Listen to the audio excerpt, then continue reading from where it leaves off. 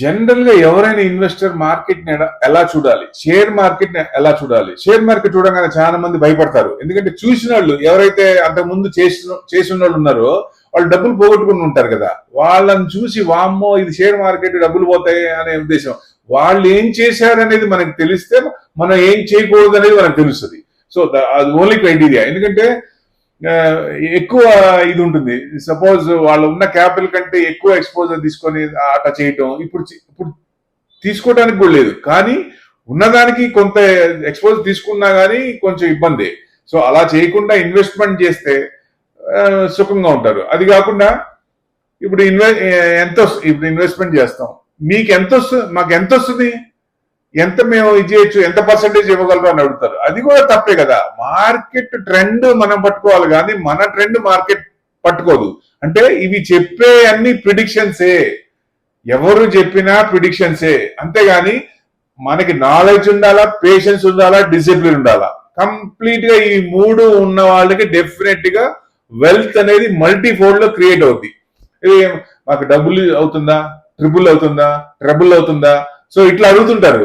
So యాక్చువల్గా ఏంటంటే అసలు తెలియని వాళ్ళు అడిగితే అది వేరే విషయం.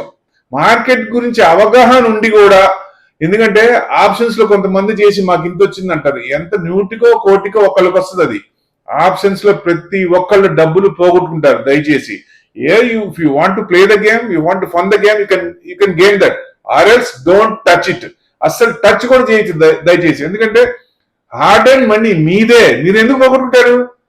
హ్యాపీగా ఇది చేసుకోక. ఇప్పుడు నేను చెప్పినా కొంతమంది కోపం రావచ్చు.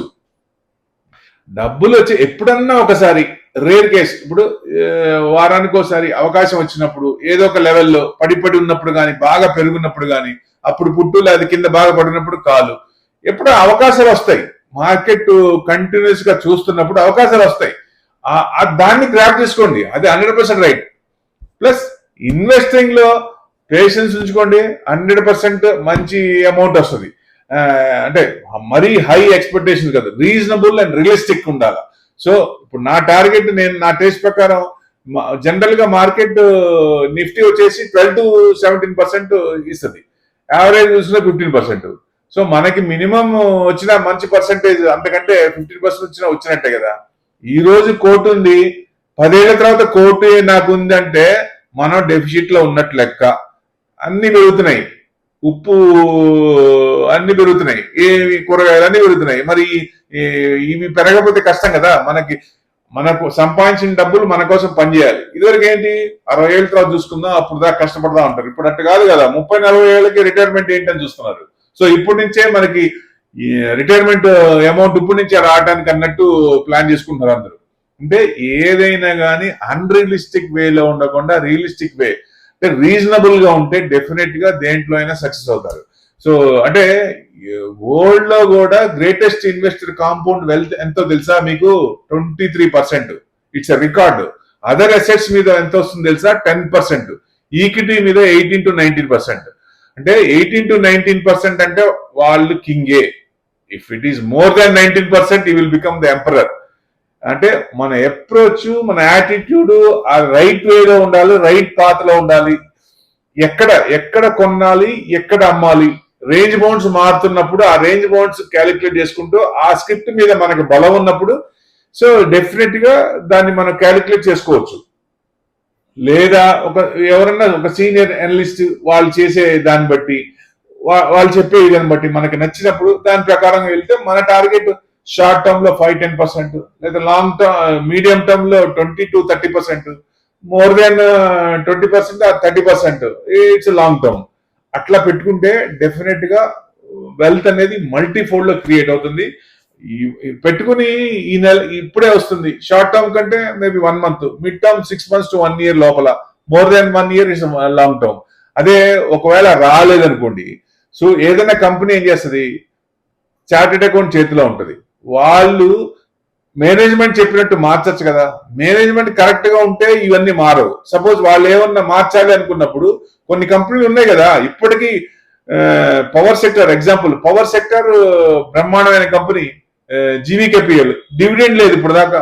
పవర్ ఏమన్నా తక్కువ ఉందా? డిమాండ్ ఏమైనా తక్కువ ఉందా? ఇట్లా కాదు కదా. కొన్ని కంపెనీలు ఉంటాయి, ఒక్క రూపాయి కూడా డైవర్ట్ చేయరు. Continental coffee limited, Laurus labs, ఇవి చూడండి, అసలు ఒక్క రూపాయి కూడా డైవర్ట్ చేయరు, సమస్య లేదు. మీరు అట్లా రియలిస్టిక్ గా వాళ్ళు డౌన్ టు ఎర్త్ ఉండే కొంత మేనేజ్మెంట్ ఉంటారు. అట్లాంటి కంపెనీలు డెఫినెట్ గా లాంగ్ టర్మ్ లో మంచి రిటర్న్స్ వస్తాయి. ఇట్లాంటి మంచి కంపెనీలు మన పోర్ట్ఫోలియోలో ఉంటే ఫ్యూచర్ లో మనకి ఈ సంవత్సరం టార్గెట్ పెట్టుకొని ఈ సంవత్సరం నాకు ఎంత వచ్చిందని చూసుకోవద్దు. కొన్ని కంపెనీలు కొంత పర్సంటేజ్ మనకున్న క్యాపిటల్ లో కొంత పర్సంటేజ్ దాంట్లో ఇన్వెస్ట్మెంట్ చేస్తే ఒక్కొక్కసారి 10 ఏళ్ళు పెట్టుకున్న స్క్రిప్ట్ 10 ఏళ్ళు కూడా నడవదు, మూమెంట్ రాదు. 11వ సంవత్సరం భయంకరంగా పెరుగుద్ది. ఈ 10 ఏళ్ళు ఇచ్చే దానికంటే 11వ సంవత్సరం దానికి డబుల్ ఇస్తుంది. సో కొంత క్వశ్చన్ ఉంటుంది, కానీ అంత టైం మనకు ఉండదు. కాబట్టి కొంత పర్సంటేజ్ అలాంటి వాటిల్లో ఇది మంచిది అనుకున్నప్పుడు మన క్యాపిటల్లో ఒక 1%, 2%, మ్యాక్సిమం 5% లోపల పెట్టుకుంటే ఎవరైనా సేఫ్ ఉంటారు. షార్ట్ టర్మ్ లో కొంత వస్తుంటే మనకి బలం వస్తుంది, సంతోషం వస్తుంది. సో అది రొటేషన్ అవుతుంటే మనకి హ్యాపీగా ఉంటుంది. Mid term and long term plus అప్పుడప్పుడు ఏదైనా అవకాశం ఉన్నప్పుడు దాన్ని గ్రాప్ చేసుకోవాలి.